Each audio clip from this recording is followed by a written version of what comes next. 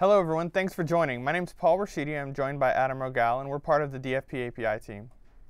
We're excited to host another Hangout, so today we'll be talking with Maanto about their DFP API integration. Maanto has robust solutions for campaign analysis as well as ad verification that dramatically reduce workflow for publishers that I think you'll find quite interesting. So without further ado, I'll pass it over to Tom Danick, founder of Maanto, to show us what Maanto does and how they integrate. Thanks, Paul. We are very glad to take part in this Hangout here, and I'm also very happy to have Christoph here on my side. He's our software architect and knows all technical details about our products. And yeah, I guess in the next 30 minutes will be most of it online demo of our tools, and we start with some facts about our company. We are a very specialized software provider for the segment of online marketing. Our clients are sales houses, publishers, and media agencies. We're based here in Cologne, Germany, and we have software services like AdShoot and AdChecker that we will show in some minutes, business intelligence solutions, application development, and also IT consulting services. We have currently three solutions based on the DFP API, AdChecker and AdShooter already mentioned, and also campaign reporting tools. Here we put together delivery data from the ad server and also master data, transactional data from the order system, for example, research data like visibility and view time trackings, and all that is put together in an application database. And based on that, we have analytical tools, dashboards, alerting, and stuff like that. So each user has his own access and view on his KPIs. But today we will focus on AdShooter and AdChecker, and now we switch to the workflow slide here. So Christoph will tell you about how the steps are. Yeah. So we have the workflow here, and basically we have two technical parts, which is our AdShooter application, and on the other side we have the DFP API. And the first thing we need to do to get our AdShooter running is to have daily campaign imports. So basically we fetch the campaign data, line item data of all campaigns of our customers, fetch them to our AdShooter application so that we know which ads are actually running and which ads we need to take screenshots of. And so when we have this data, the next step is to, of course, make the screenshots. For this, we've built our own custom tool that allows us to save about 70% time that we would usually require if we had to do this manually. So basically what we do, we have a list of all the running campaigns, all the running ads that we can go through from top to bottom, and it automatically fills in details like where to perform these screenshots and which URLs we need to use, which we have a preview of the creative so we know which creative is meant. And once we've done this, once we have our screenshots, the next step is to inform the sales house that their screenshots are ready, so they can select the screenshots they want to send out and to approve these screenshots. And once they've selected the shots they want to use and they've approved them, the next step is just to send a mail with a download link to the actual advertiser or agency, so they can download these screenshots either in a zip package or as a PowerPoint package. Okay. So we'll I'll switch back over to Tom so he can show you the demo. Yeah, thanks, Christoph. Now we will shortly have a look on the application. So here we are on the step where we have generated the screenshots. They are uploaded to our server. And then this mail Christoph mentioned is there's a deep link included, so we click on it and then we land directly here to this screenshot job. And here we see example campaign. It consists of 3 different creatives. It's a skyscraper, medium rectangle, and a super banner. So what we can do here, we can, for example, click on that, and then we see the full size here of the screenshot. We can change here the format, some kind of cropping feature we have here. We can save it or just go back.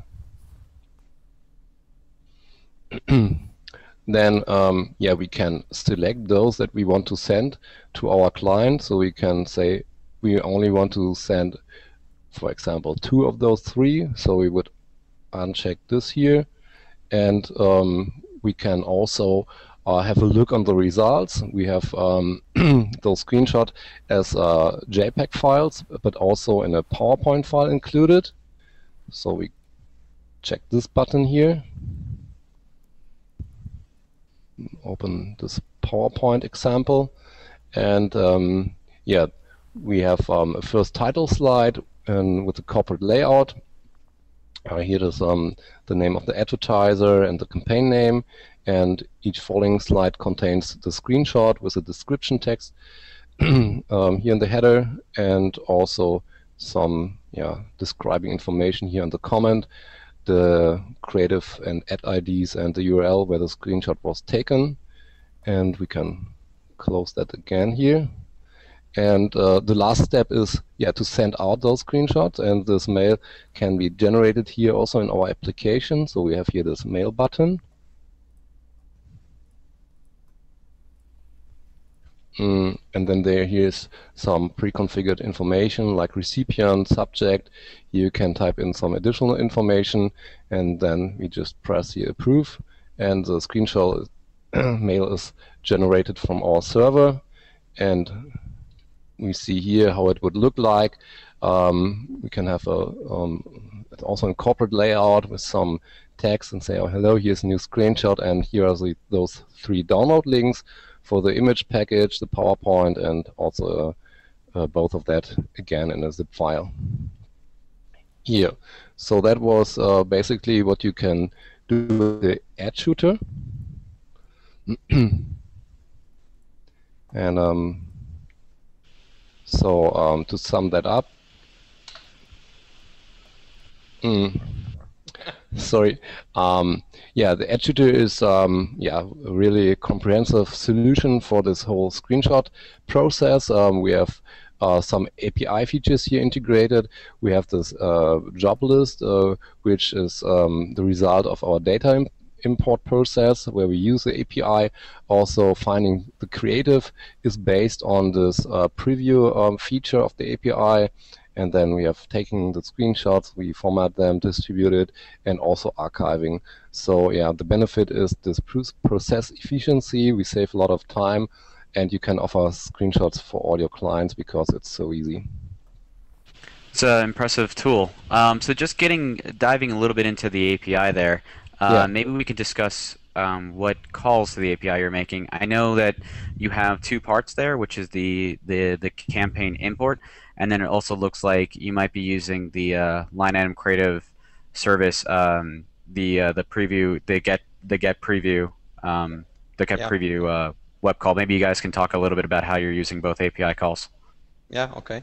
Well, actually, we wanted to talk about this later on, but we can do it now.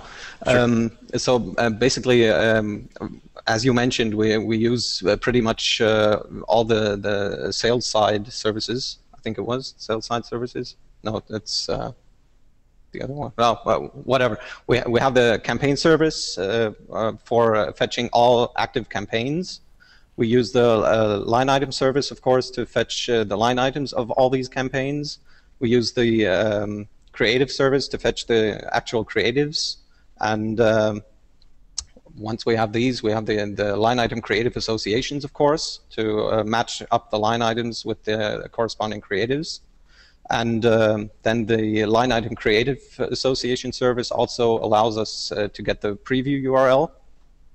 And then we also have the inventory service that allows us to know on which placements the ads are supposed to be shown, so we know where to take the screenshots.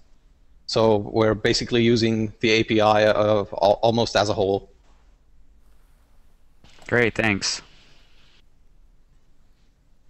Okay, so we'll continue then with the next product. Sounds great. I'll switch back to Tom. Mm-hmm. Okay, thanks. So AdChecker is other product that we offer as software as a service. Here it's more about quality management, and what we have here is a tool which checks if all those technical parameters like the size, the format, the download time is okay. So it's kind of a monitoring system of all active creatives and special features for redirect ads, because here the sales horse or the publisher, he doesn't know what is going on when the creative is changed. So that is a special point here, that we track it, the whole campaign delivery process here. And we have email alerts if there's a problem with that, and we store all the checks in a kind of a history. So benefit is the early detection of possible problems, and you are enabled for proactive handling. Christopher will now explain also the AdChecker workflow. Okay, so basically it's very similar to the ad shooter workflow. We also again have our AdChecker application this time. This also connects to the DFP API to import the active orders. Pretty much the same as the ad shooter application. We check which ads are running so that we know which ads we have to check. So what happens is we perform these continuous checks, usually on a 24-hour schedule, but we can change this schedule if the customer needs it. And what we do is we open these creatives that are currently running, check their file sizes, check especially if they have changed in redirect creative cases, and if there's a problem with any part of the creative, then we can send out an email with a problem summary to the sales house so that they in turn can analyze what's happening and especially maybe perform some troubleshooting with the agency or advertiser that may be hosting the redirect creative in case there are some issues there. So on to the online demo. I'll switch back to Tom for this. Thanks. Okay, what we see here is our web application with all the results of our checks that we perform, and we got here some kind of traffic light system. So this is a list of all active creative for this publisher. And for each check here we have a column which indicates if there's a problem. So here it's formats, file size, download time, flash version, flash frame rate, and the download domain where it comes from. And if it's red, it indicates here's a problem. Yellow is a warning. If it's nothing to be seen here, it's green, so it's fine. What is interesting here, we can select those checks and can filter all that are red. So we see here very quick where are the problems. We can do this here by for each check or for all those. And another one, which is another filter that is really nice, this here, first okay, and now red. That means initially the creative was fine when it started, but later on it was changed and now it has a problem. And that are those cases that are hard to detect without such a tool support. So let's get one step deeper and have a look in such a creative.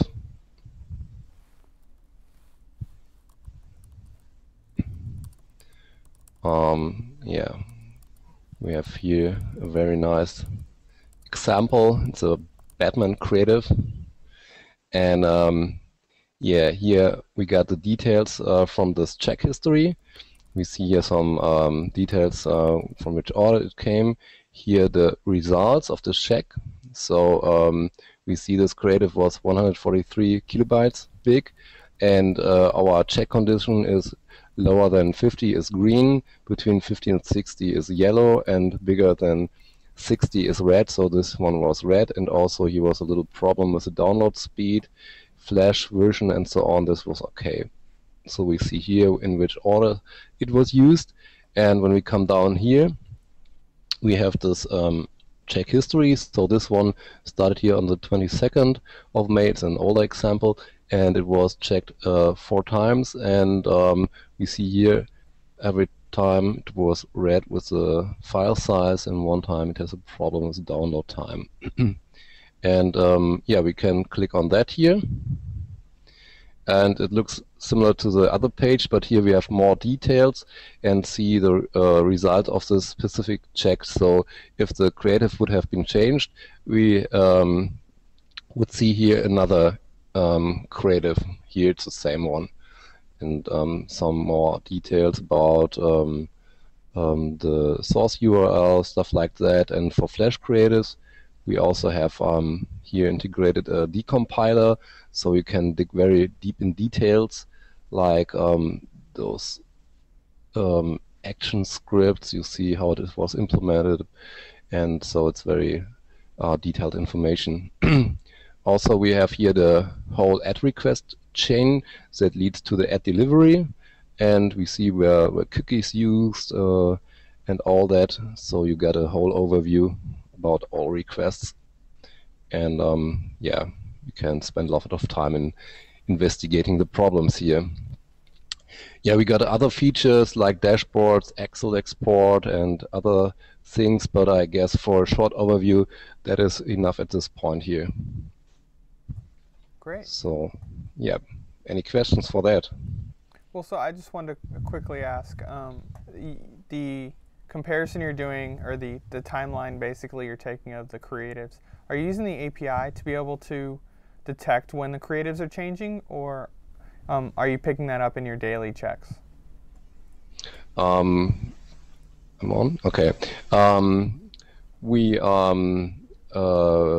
we check the creative, we generate a hash key, MD5 hash key, and so when we compare it to the last check, we know it has changed or not. So okay, that is our mechanism for that. Okay. And you're doing it, but are you doing it on the ad serving side, like you're checking it from that end, or are you using the API, the peak will last modified date time? No, we don't use the API. We use the result. We pull the creative again, and then we compare it physically. Okay, great. Since a lot of other developers do something very similar, I was wondering if maybe they might be looking at this demo and then sort of asking themselves how they can do something similar. It seems like what you'd be doing is a lot of the times these are the third-party creatives, and you're downloading the creative that might be within the asset that's within the source code of it, or if it's a redirect URL, you're following the URL down the path to get the actual asset. Is that mostly the case here, where you basically handle it on different type of creatives, you handle it differently? Yeah, the thing is with redirect creatives, the problem is it doesn't change in the ad server. So that's why we always have to follow all these requests down to the actual creative to see if it has changed. If it's a physical creative, of course, we could check in the API, but in our case, it's just a scheduled task that repeatedly tries to get the actual creative that's being delivered. So we have the creative code from the API, and we just basically paste this creative code in a blank HTML page, and then analyze which requests are being made. And that's a good point to make to our other developers out there, is that while last modified date time in the PQL query will get you creatives that have been modified if we're hosting the asset ourselves, for redirect creatives, yeah, the asset might have changed. So if you're dealing with a lot of redirect creatives or third-party creatives where the asset's hosted somewhere else, that's a good point to that you might need to check that yourself. Correct. Mm-hmm. Great. So I think next you guys were going to speak about your API integration in a little bit more detail, I believe. Mm-hmm. Exactly. We wanted to give us a small technical overview of what we're doing, especially what we're doing with the API. Since we've already pretty much said that we're working with everything, I think we can step through this quite quickly. So just share the screen again. Okay, we have basically the two parts of the API for our transactional data, for the company service that I mentioned, the order service, line item service, inventory service, and creative service. So from the companies, of course, we fetch the actual advertiser, the person that wants to advertise. From the order service, we get the active campaigns. From the line item service, we get the line items of the orders. From the creatives, we get all the creatives that are running, and then we associate them through the line item creative associations. And from the inventory service, we fetch where these creatives are supposed to be shown, or the line items. And what we have is we have our import tool, especially in this case the DFP6 importer that connects to the API to fetch all this master data so that we can generate our job lists, so we know where to perform the screenshots or which ads we need to check with the AdChecker. And then there's also the second part, the report service that we use in some of our other products, where we fetch reporting data for for various campaigns, and then use this data to display dashboards about which campaigns were running how well. And some of the highlights, as you can imagine, we're not using only the DFP API. We've seen very many others, and one of the highlights of the DFP API that we really love is the last modified date time, because this allows us to perform incremental updates.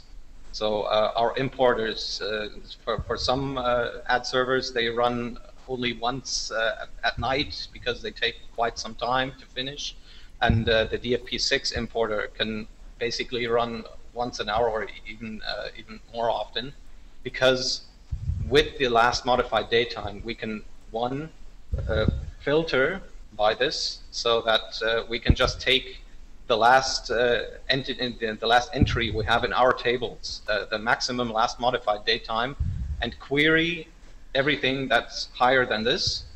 And also what we can do is we can order by this column. So this basically allows us that even if an import might crash, we still have a consistent state in our database, so that we always can just say what's our maximum value of the last modified date time, continue on from there. And that's something that we've pretty much only seen in the DFP API. All the others have some revision or other abilities that go in this direction, but none of them really compare to this, because you can't continue where you've left off. And this makes the DFP API very practical for us. And also, of course, the basis for this is the PQL language, which allows us to filter by this column and to order by this column, and also fetch the relevant data from all the other services that we use. So basically, we have to say we were very happy with the API. Great. Yeah. Well, thanks very much. One question I had for you guys was, we discussed earlier how last modified date time was not as useful for creative service. Are you mostly using that for the order service and line item service? We are also using it for the creative service, because what we're doing there is not checking has the creative been modified or anything, but what we are doing is we are fetching pretty much all creatives, so that if a creative has changed, then we get this change. If it hasn't changed, we don't need to fetch it. Great. But this also means it doesn't necessarily have to be modified. The last modified date time is also when it's created. So we're sure to get all new creatives. We have all the data we need, all the current data. Great point. One other thing that I wanted to bring up to some developers who might be watching this is that starting in V2012-11, we're going to be supporting unsupported creatives now. So as the API evolves and as the product evolves, new creatives get introduced. In the past, a lot of these would get filtered out.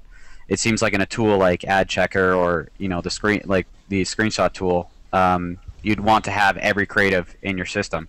So it seems like that would be a good move for you guys. Is the next step is to incorporate the unsupported creatives, and just for people who aren't familiar, those extend just the base creative type. So you still have the preview URL where you can go and fetch the asset. You still have the size. You still have the name, and you also have the last modified date time. So even if it's not fully supported in the API yet, you can still check to see if it's been modified. Yep. Exactly. That's our next step. Great. Christoph, did you want to talk about upgrades? Any of the changes you made for your system in order to support some of the upgrades that are going on? There wasn't actually much that we needed to change because the upgrades went pretty fluent.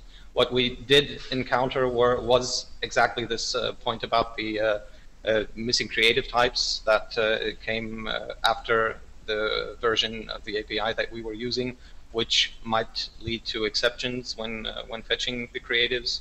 But with the new API, this has also been removed, and all other upgrades have been pretty much fluent. It was all some features that were nice to have, that especially I think in the creative set service, if I'm not mistaken, I think we use the creative set service for some reporting applications too. We didn't have the last modified date time on the creative sets, and this has been also introduced in the latest version. So that's something it's pretty much an ongoing upgrade. Okay, great. And I just want to point out, if you're a developer and you're listening to this and you're basically asking yourself, how do I get these I have feature requests too. How do I get these feature requests known? The forum is the best place to go. So if you go to the DFP API forum, please let us know there. Paul and I are there every day looking at feature requests.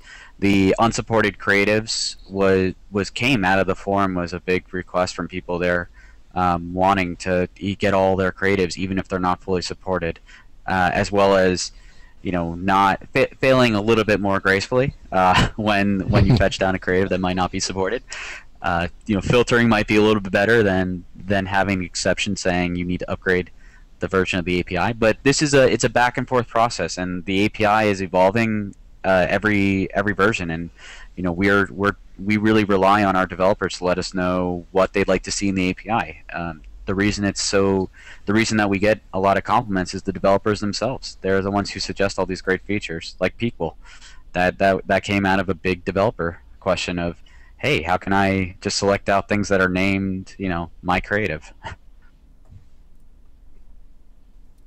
One thing I wanted to ask you guys is, I noticed you're using C#. Are you using one of our client libraries?